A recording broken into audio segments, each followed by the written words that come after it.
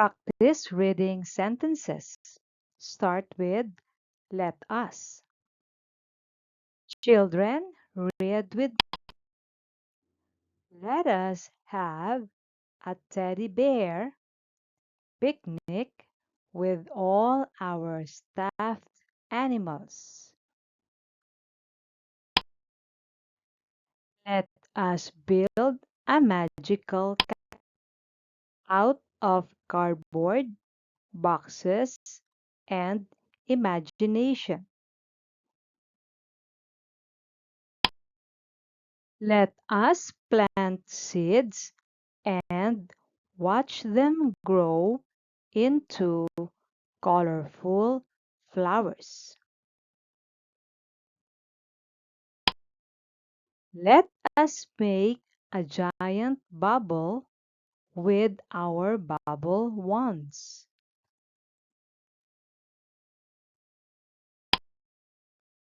Let us become detectives and solve the mystery of the missing cookies.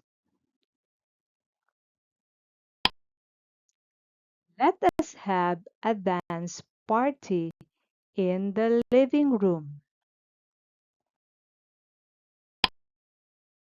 Let us be superheroes and save the day. Let us make a rainbow with crayons: red, orange, yellow, green, blue, and purple. Let us build a robot using recycled materials.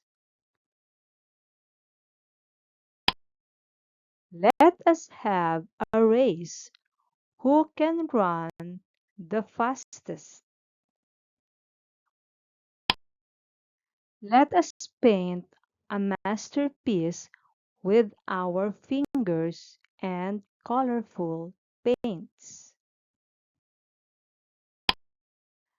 Let us build a sandcastle at the beach and decorate it with seashells. Let us play hide and seek, count to 10, and close your eyes. Let us make paper airplanes and see whose flies the farthest.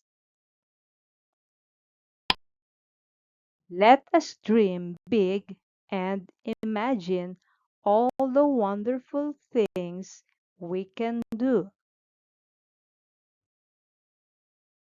Great work, children!